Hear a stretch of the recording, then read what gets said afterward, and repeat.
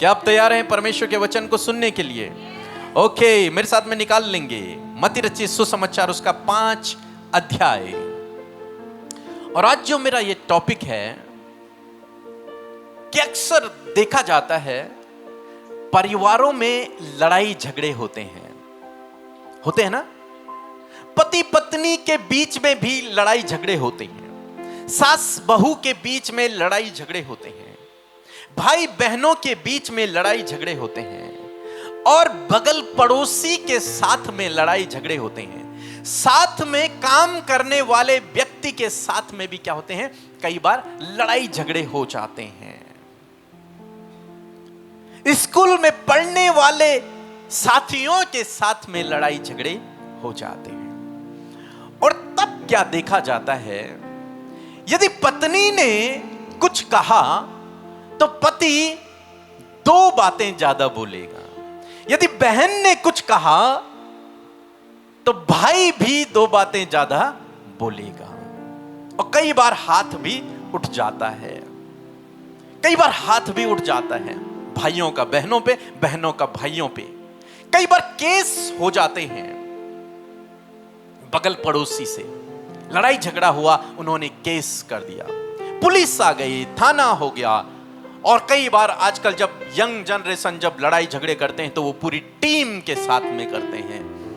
अपने बाउंसर्स को, अपने साथ में जितने भी लड़के होंगे उनको बुलाकर फिर 2 पार्टियां करते हैं, फिर लड़ाई झगड़े करते हैं। तो इस संसार में लड़ाई झगड़े होते रहते हैं और चलते हैं। आजकल पाकिस्तान और अफगानिस्तान ऐसे कुछ युद्ध चल रहा है, इजराइल का भी युद्ध चल रहा है, और इंडिया में भी बहुत सी लड़ाइयां हैं, आपस में ही चल रहे हैं।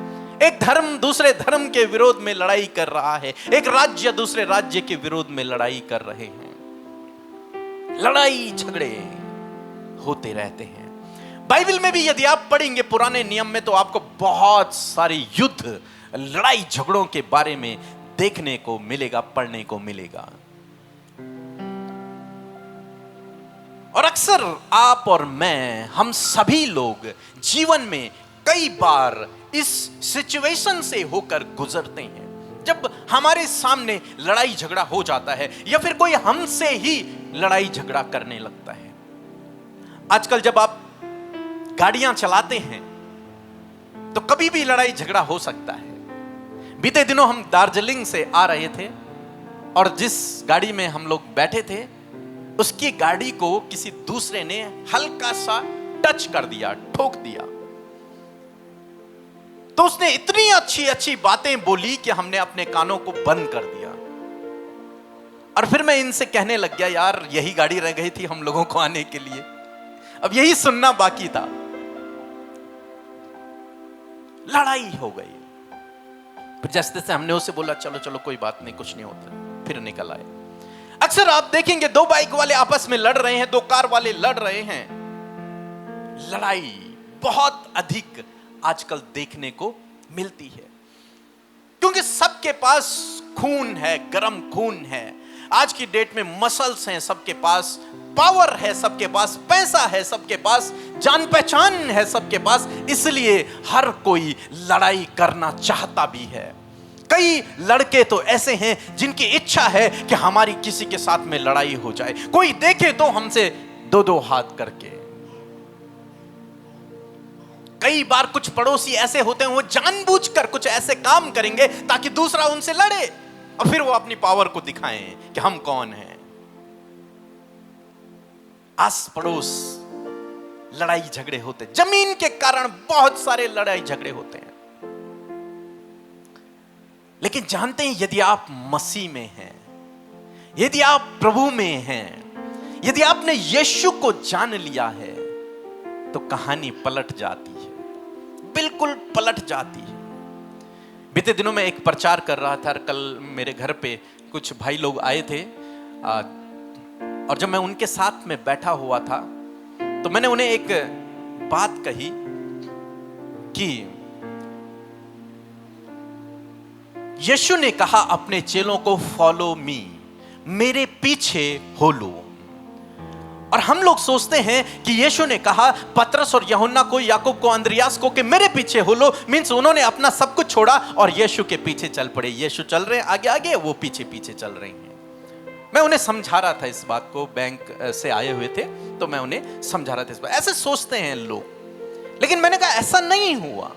जब यीशु ने कहा फॉलो मी, तो उसने कहा मेरे जैसा बन जाओ। उसने कहा मेरे जैसा चाल चलन, मेरे जैसे गुणों को, मेरे जैसा कैरेक्टर को अपना लो। फॉलो मी, मेरे पीछे चलो, मीन्स मेरे जैसा जीवन यापन करो। यदि मैं लोगों को माफ कर रहा हूं तो तुम्हें भी लोगों को माफ करना है। यदि मैं लोगों को गले लगा रहा हूं तो तुम्हें भी लोगों को गले लगाना है। यदि मैं कोड़ियों को छू रहा हूं तो तुम्हें भी कोड़ियों को क्या करना है? छूना है। यदि मैं जो समाज में तुच्छ है, उस समय की दृष्टि में जो तुच्छ गिने जाने, जिन्हें समाज से दूर किया गया है, यदि मैं उनके घर में जाकर भोजन खा रहा हूं तो तुम्हें भी खाना है। यदि मैं उपवास में हूं तो तुम्हें भी उपवास में रहना है। यदि मैं प्रार्थना कर रहा हूं तो तुम्हें भी प्रार्थना करना है। फॉलो मी मतलब मेरे जैसा चाल चलन को अपना लो। और जब हम मसीह में हैं, ये संसार तो कहता है लड़ाई करो, झगड़े करो। यदि आपके पास एक गन है तो दूसरा 2 गन लेकर आएगा। आपके जानने वाले यदि पावरफुल हैं तो वो और पावरफुल लोगों को बुला देगा और लड़ाई झगड़े होंगे। लेकिन यदि आप मसीह में हैं, यदि आप प्रभु को जानते हैं, तो कहानी आपके और मेरे लिए पलट जाती है। हालेलुया। अब कैसे पलटती है देखते हैं। मत्ती रचित सुसमाचार निकालिए, उसका 5 अध्याय निकालिए मेरे साथ में, और 38।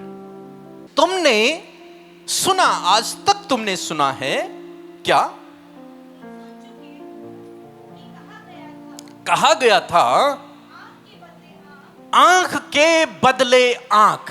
यदि हार्दिक और मेरी लड़ाई हुई और उसने मेरी आंख फोड़ दी, उसने मेरी आंख में घूसा मारा, मेरी आंख फूट गई, तो यीशु कह रहे हैं तुम सुन चुके हो, इस दुनिया के लोगों ने तुमने सुना है कि तुम भी क्या करना, उसकी दूसरी आंख को क्या कर देना? फोड़ देना। आगे,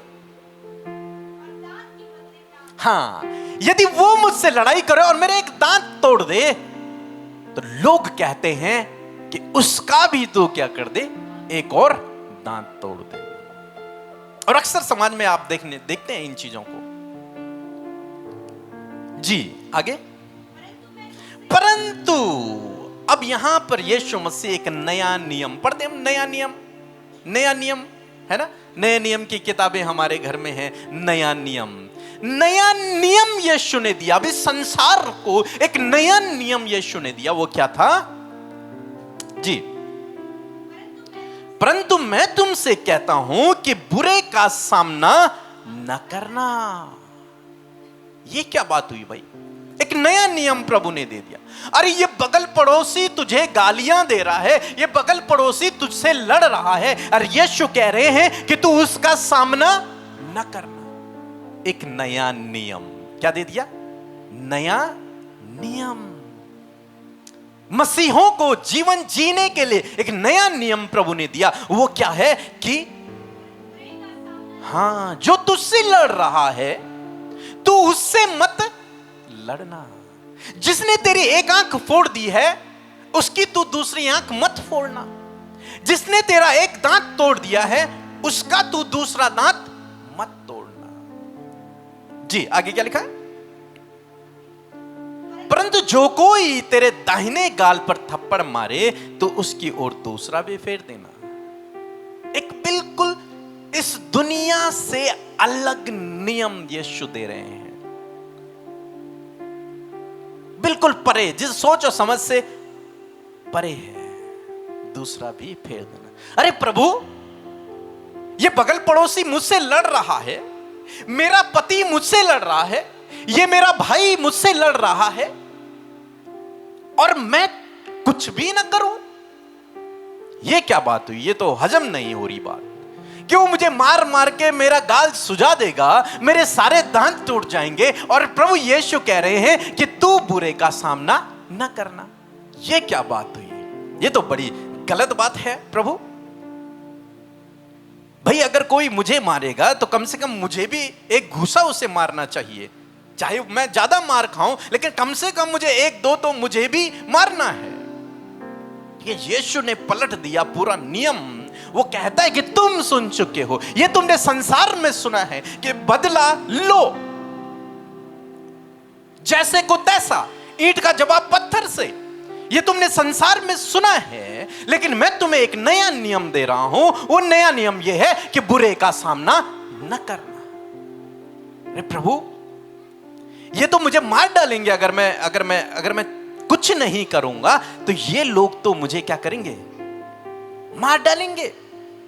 एक और पद हम लोग निकाल लेंगे इसका, रोमियो की किताब उसका 12 अध्याय लिखा है, हे प्रियो अपना पलटा न लेना।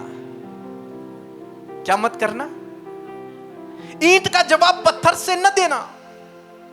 यदि तुम पे कोई लड़ाई झगड़ा करने आ रहा है तो तुम उससे लड़ाई झगड़ा करने के लिए न जाना। पलटा न लेना, बदला न लेना। आज की डेट में लोगों के अंदर बदले की भावना होती है, बहुत खतरनाक। यदि इसने मेरे साथ में ऐसा किया है तो मैं भी इसके साथ में वैसा करूंगा, या फिर उससे भी ज्यादा करूंगा, बदला लेकर रहूंगा। यह बदले की भावना होती है। लेकिन यीशु कह रहे हैं कि हे प्रियो अपना पलटा न लेना, अपना बदला न लेना, परंतु क्रोध को अवसर दो। किस क्रोध को? हमारे क्रोध को नहीं। आगे बढ़ेंगे, क्योंकि लिखा है पलटा लेना मेरा काम है। हालेलुया। प्रभु कहते हैं कि बदला लेना मेरा काम है। किसका? किसका? जोर से बोलिए। हां, प्रभु कहता है मैं ही बदला लूंगा। यदि कोई तुमसे लड़ रहा है, कोई तुम्हारे विरोध में खड़ा है, कोई तुम्हारा फायदा उठा रहा है, कोई बार बार तुम्हें नीचा दिखा रहा है, कोई बार बार तुम्हारे विरोध में काम कर रहा है, और यदि आप मसीह में हैं तो मसीह आपको यह कहता है कि तुम बदला न लेना, जैसे के साथ में तैसा न करना, ईंट का जवाब पत्थर से न देना। जैसा उसने तुम्हारे साथ में व्यवहार किया तुम उसके साथ वैसा न करना, बल्कि क्या करना? क्या करना? नहीं, लिखा है रोमियो की किताब कि बदला लेने वाला स्वयं मैं हूं, तुम्हें बदला नहीं लेना है, मैं बदला लूंगा। तो हमें क्या करना है? अब हमें क्या करना है? हमें लड़ना नहीं है, हमें झगड़ना नहीं है, हमें गालियां नहीं देना है। तो हम क्या करें प्रभु? ऐसी स्थिति में हम क्या करें? प्रभु ने कहा मैं बदला लूंगा। तो हम क्या करेंगे? अब प्रभु हमें सिखाते हैं कि हमें, आपको और मुझे क्या करना है। युद्ध हमें नहीं लड़ना, युद्ध हमें नहीं लड़ना है, बदला हमें नहीं लेना है किसी भी व्यक्ति से, चाहे उसने कितना भी नुकसान कर दिया हमारा। यदि हम मसीह में हैं तो, यदि हम सोचते हैं कि हम यीशु को फॉलो कर रहे हैं, यदि हम सोचते हैं हम यीशु के पीछे चल रहे हैं, तो बदला न लेना। यह यीशु का नियम है, हमारा नहीं। वो हमसे कहता है कि तुम बदला नहीं लेना है, तुम्हें युद्ध नहीं करना है। पुराने नियम में मैंने बताया, जब आप पुराना नियम पढ़ेंगे तो वहां इतने युद्ध हैं कि आप उन युद्धों को पढ़ पढ़ के थक जाएंगे। इतने युद्ध वहां लड़े गए हैं। लेकिन नया नियम कहता है कि तुम्हें युद्ध नहीं लड़ना है। तो फिर हमें क्या करना है? आइए हम आगे देखते हैं हमें क्या करना है। अब बहुत इंटरेस्टिंग है कि हमें क्या करना है। जब प्रभु हमसे कहते हैं कि भाई तुम्हें बदला भी नहीं लेना, तुम्हें लड़ाई झगड़े भी नहीं करने, तुम्हें दूसरे को गाली भी नहीं देनी है, तो तुम्हें क्या करना है? जानते हैं क्या करना है हमको? निर्गमन की किताब उसका 14 अध्याय और 13 और 14 पद यदि आप पढ़ेंगे तो वहां पर कुछ ऐसा हुआ कि जब मूसा इजराइलियों को लेकर जा रहा है और उनके सामने लाल समुद्र आ गया, एक बहुत बड़ा सागर समुद्र उनके सामने आ गया और पीछे उनको मारने के लिए फिरौन की सेना आ रही है। और तब परमेश्वर ने उनसे कहा, क्या कहा?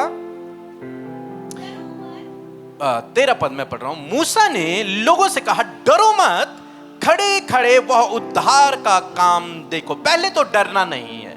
यदि कोई आपसे लड़ने आ भी गया तो आपको डरने की आवश्यकता नहीं है। पहला प्रभु कहते हैं डरो मत, खड़े खड़े वह उद्धार का काम देखो जो यहोवा आज तुम्हारे लिए करेगा, क्योंकि जिन मिस्रियों को तुम आज देखते हो उनको फिर कभी न देखोगे। यहोवा आप तुम्हारे लिए लड़ेगा, इसलिए तुम चुपचाप रहो। हालेलुया।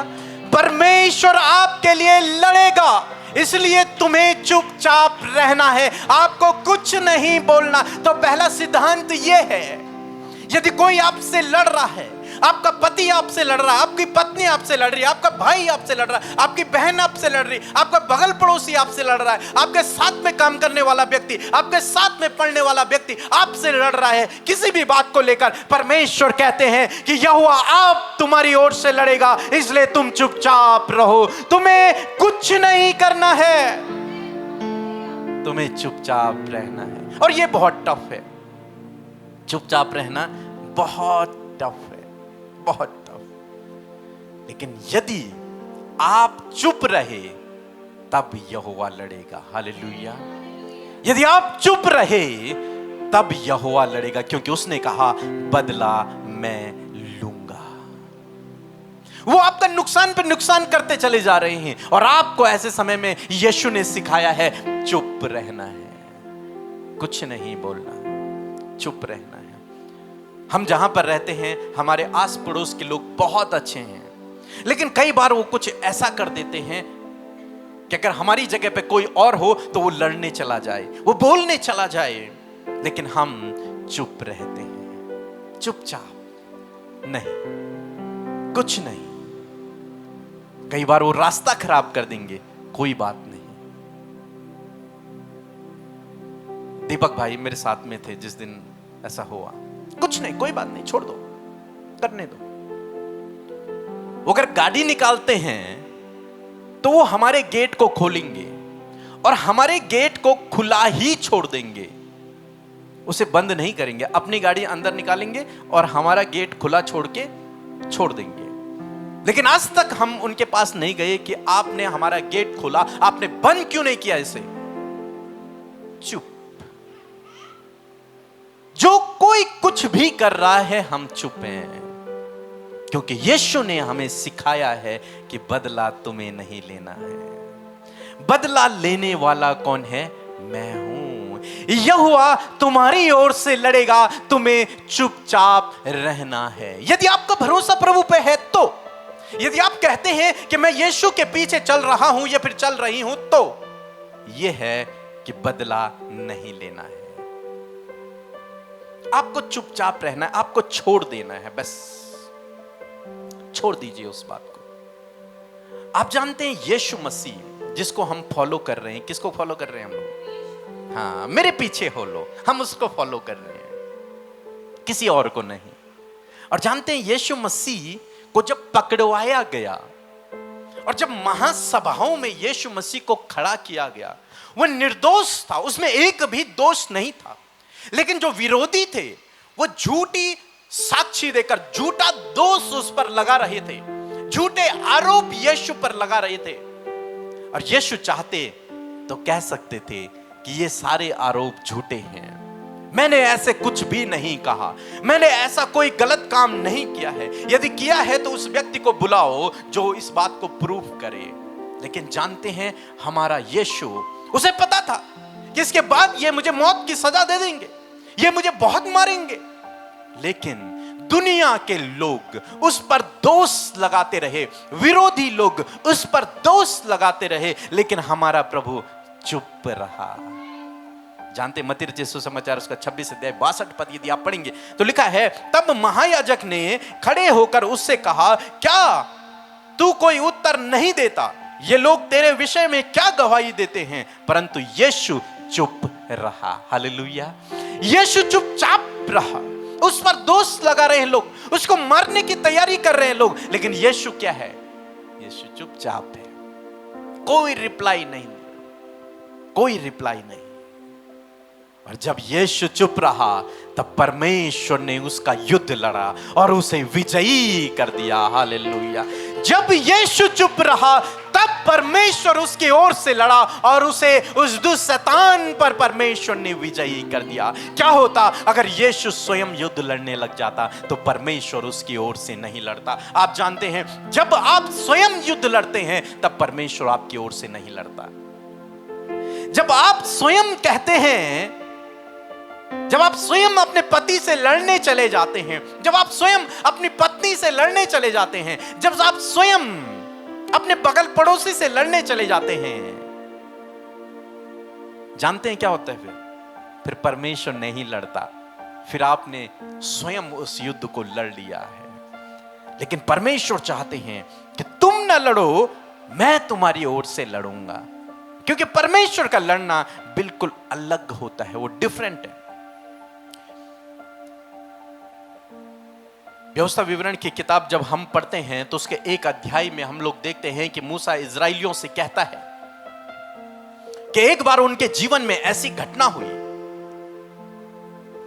जब इजरायली लोग अपने विरोधियों से लड़ने के लिए स्वयं चले गए।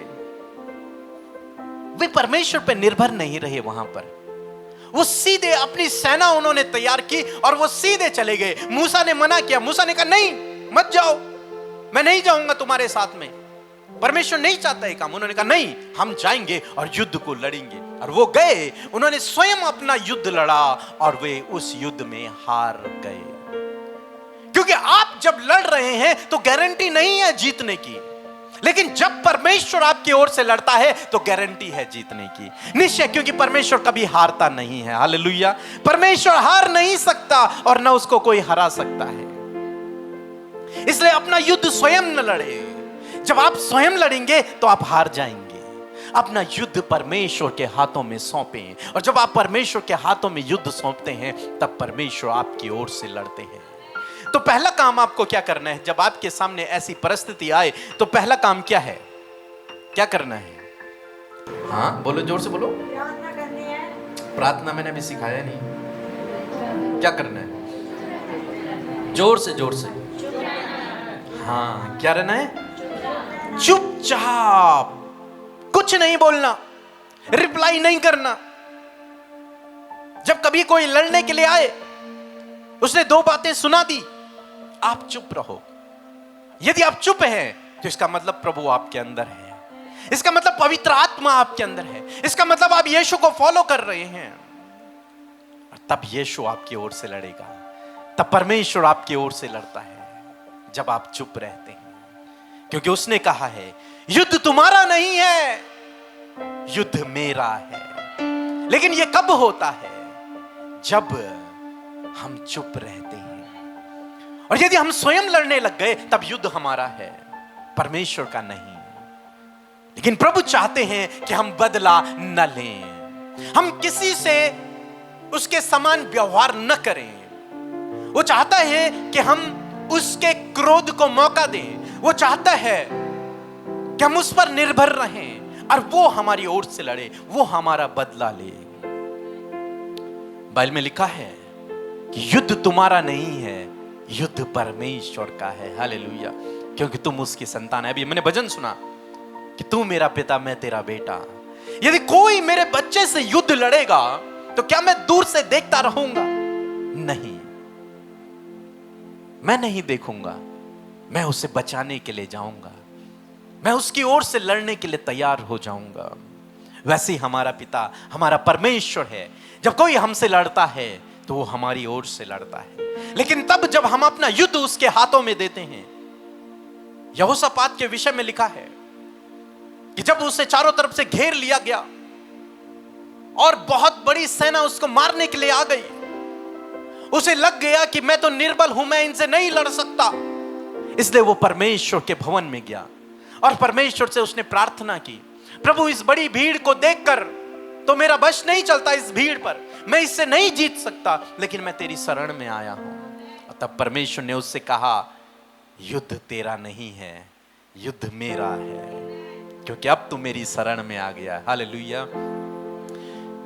तो पहला काम आपको चुपचाप रहना है, और दूसरा काम आपको यहोशापात की तरह अपने युद्ध को लेकर परमेश्वर के सम्मुख जाना है कि प्रभु आप इस युद्ध को लड़े, आप अपने हिसाब से इन बातों को हैंडल करें, मेरा बस नहीं चलता, मैं इसे हैंडल नहीं कर सकता, प्रभु अब आप संभाले, आप करें। तो दूसरी बात क्या हुई? हाँ, जिसे हम प्रार्थना भी कहते हैं, परमेश्वर की करीबी में लेकर जाएं अपने युद्ध को। अच्छा, इसका मतलब मैं ये भी नहीं कह रहा हूं कि आप प्रार्थना करें कि प्रभु ये मर जाए, प्रभु इसका नुकसान हो जाए, प्रभु इसके बच्चे मर जाएं। नहीं, हम मसीह में हैं। क्या है? मसीह में हैं। हम किसी को श्राप नहीं दे सकते, हम किसी के लिए बुरा नहीं बोल सकते हैं, हम किसी की हानि की कल्पना नहीं कर सकते। यीशु ने कहा कि बदला मत लेना, आंख के बदले आंख नहीं, दांत के बदले दांत नहीं, बुरे का सामना मत करना। तो ऐसी प्रार्थना भी नहीं करना, गलती से भी, भूल कर भी, कभी भी किसी की बुरे के लिए प्रार्थना मत करना। हमारे पास प्रेयर टावर में बहुत फोन ऐसे आते हैं जो कहते हैं हमारा बगल पड़ोसी हमारे साथ में इतना बुरा व्यवहार कर रहा है, आप प्रार्थना करो कि उसका नुकसान हो जाए। लेकिन हम कहते हैं नहीं, ऐसी प्रार्थनाएं यहां नहीं होती। हम किसी के नुकसान के लिए प्रार्थना नहीं कर सकते, हम किसी के नुकसान के लिए परमेश्वर के सम्मुख नहीं जा सकते कि प्रभु उसका नुकसान करना। हाँ, हो सकता है, यदि आप जाएं तो हो सकता है उसके जीवन में वैसा हो जाए, लेकिन आपको ऐसा नहीं करना है, बिल्कुल भी नहीं करना, बिल्कुल भी नहीं। कभी भी इस गलत काम को अपने जीवन में न करें। किसी की हानि के लिए प्रार्थना कभी भी न करें। यीशु ने सिखाया कि अपने दुश्मनों के लिए प्रार्थना करो कि उनका जीवन बदल जाए, उनका जीवन सुधर जाए। अपने दुश्मनों के लिए प्रार्थना करो, उन विरोधियों के लिए प्रार्थना करो, जो तुमसे लड़ने आ रहे हैं उनके लिए प्रार्थना करो। उस पत्नी के लिए जो लड़ती है उसके लिए प्रार्थना करो, उस पति के लिए जो लड़ता है उसके लिए प्रार्थना करो, उस भाई के लिए, उस बहन के लिए, उस परिवार वाले के लिए प्रार्थना करो कि उसका जीवन बदल जाए। इसलिए नहीं कि प्रभु ये मेरा भाई है लेकिन तू मेरा युद्ध लड़ना और इसका नुकसान कर देना, नहीं, ऐसी प्रार्थना नहीं। प्रार्थना ये कि प्रभु इसका जीवन बदल जाए। और जानते हैं परमेश्वर आपके युद्ध को लड़ेगा, और जब परमेश्वर आपके युद्ध को लड़ेगा तो आपको लड़ने की आवश्यकता नहीं होगी, और यदि आप लड़ेंगे तो वो आपकी ओर से नहीं लड़ेगा। समझ रहे हैं मेरी बात को? यदि आप लड़ने चले गए तब परमेश्वर नहीं लड़ेगा, और यदि आप चुप रहे तब परमेश्वर लड़ेगा। मीन्स यदि वो आपका करीबी प्रियजन है तो वो उसके जीवन को सुधार देगा। क्या कर देगा? हम पौलुस के विषय में पढ़ते हैं बाइबल में, एक व्यक्ति ऐसा था जो मसीह लोगों को मारा करता था, सताया करता था, उनको जेल खानों में डाल दिया करता था, और उसका काम ही यही था। लेकिन जब मसीह लोगों ने प्रार्थना की, जानते हैं क्या हुआ? उसका जीवन बदल गया। तो ऐसे आपको प्रार्थना करना है। यदि आपका पति आपसे लड़ रहा है, आपकी पत्नी आपसे लड़ रही है, आपके भाई बहन आपसे लड़ रहे हैं, आपके बगल पड़ोसी आपसे लड़ रहे हैं, तो आपको उस समय उनकी हानि की प्रार्थना नहीं करनी, बल्कि उनके जीवन बदल देने की प्रार्थना करनी। हे प्रभु, इनके जीवन को तू बदल दे, और चुप रहना है। अपना युद्ध स्वयं नहीं लड़ना है, परमेश्वर को काम करने का मौका दो। और जब आप उसे काम करने का मौका देंगे तो वो अपने तरीके से काम करेगा। मेरा विश्वास है परमेश्वर उन लोगों के जीवनों को, उन लोगों के हृदयों को बदल देगा। Hallelujah, hallelujah. और आप जानते हैं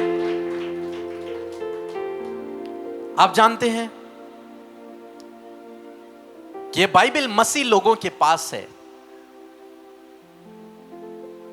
और यदि हमने एक भी वचन इसका फॉलो कर दिया तो ये बहुत बड़े प्रभाव को डालती है।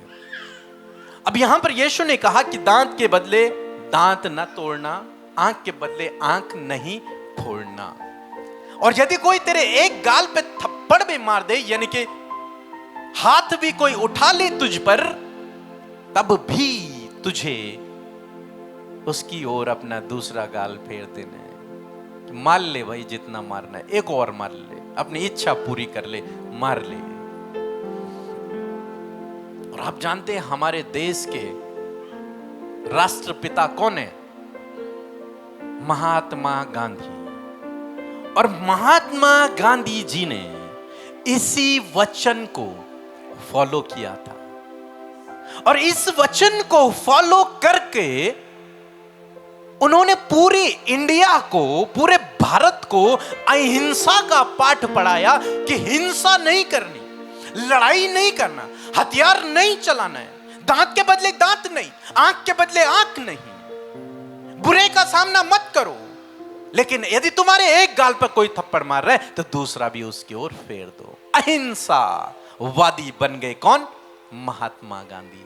और तब उन्होंने इस देश को गुलामी से आजाद करवा दिया, केवल इस वचन के द्वारा। और आज तक हम उनके बारे में पढ़ रहे हैं, ये वचन उन्होंने अपने जीवन में फॉलो किया।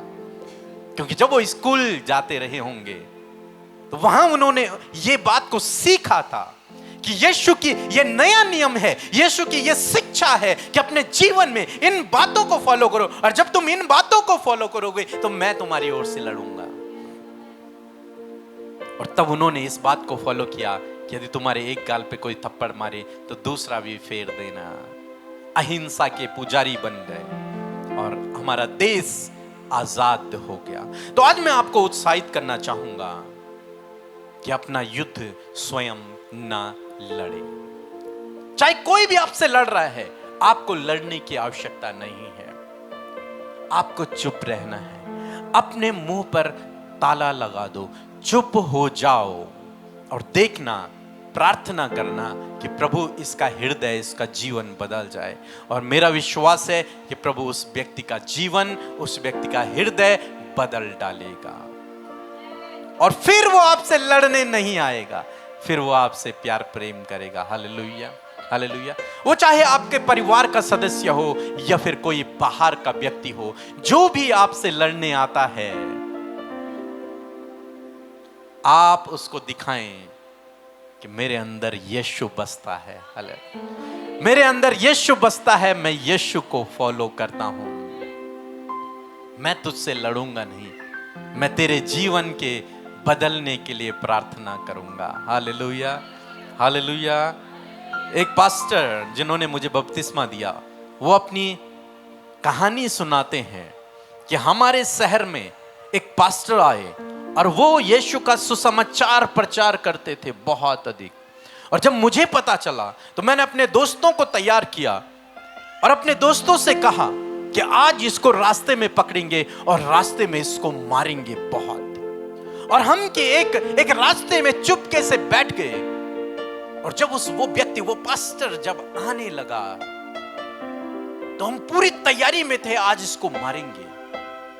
लेकिन अचानक से हमारा हृदय बदल गया कि नहीं, छोड़ो, रहने देते, मत मारते इसको। और उसके बाद उस व्यक्ति का जीवन बदल गया, और ऐसा जीवन बदला कि वो एक अच्छा प्रभु का दास बन गया, प्रभु का सेवक बन गया। और उसी व्यक्ति ने मुझे बपतिस्मा दिया था।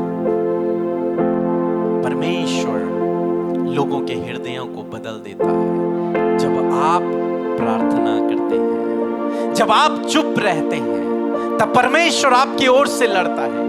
उस पास्टर को नहीं पता था कि आगे कोई प्लान करके बैठा हुआ है उनके लिए, वो तो साधारण प्रार्थना करने के लिए जा रहा है। लेकिन हमारा परमेश्वर जिसने कहा है मैं तेरी ओर से लड़ूंगा, उसे सब पता है।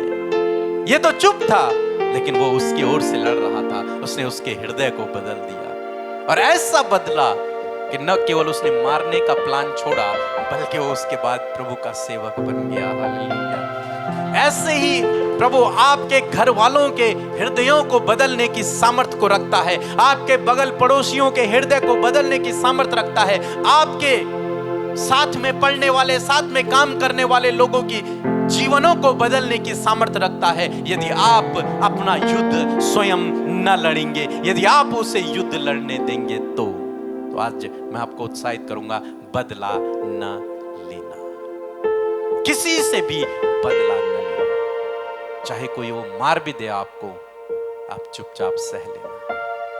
यदि आपने चुपचाप सह लिया तो परमेश्वर उसके हृदय को बदल देगा। मैंने बीते दिनों आपको एक कहानी सुनाई थी।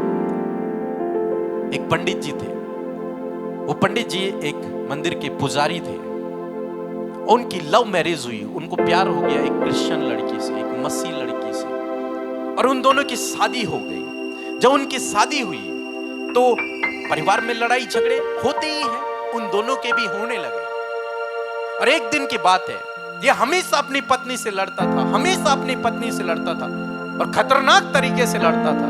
एक दिन ऐसा हुआ, जब वो जा रहे थे अपने घर से, तो इस स्त्री ने, उसने अपनी स्त्री से कहा कि मेरे पैरों के जूते बांध, शूज के लेस बांध, और वो बैठी और अपने पति के लेस बांधने लगी। जैसे वो लेस बांध रही थी तो इसे अचानक गुस्सा आया किसी बात पे, और इसने लात मार दी उसके चेहरे पे, और उसके यहां पूरा खून खून हो गया। लेकिन मैंने उसमें पढ़ा कि लेकिन उस स्त्री ने कुछ भी नहीं कहा, वो चुपचाप थी, और उसने उसका लेस पूरा बांधा, दूसरा जूता भी पहनाया और दूसरे लेस भी बांधे। वो चुप थी, उसने एक शब्द नहीं कहा। उसका पति घर से बाहर गया, जब शाम को वापस आया तो पहले जैसा नहीं था, उसका जीवन बदल चुका था। उसने कहा अपनी पत्नी से, जिस ईश्वर को मैं दर दर भटक कर ढूंढ रहा था, वो ईश्वर मुझे तेरे अंदर दिख गया है। आज के बाद मैं भी उसी को फॉलो करूंगा जिसको तू फॉलो करती है। और अब वो एक बहुत बड़ा प्रभु का दास है।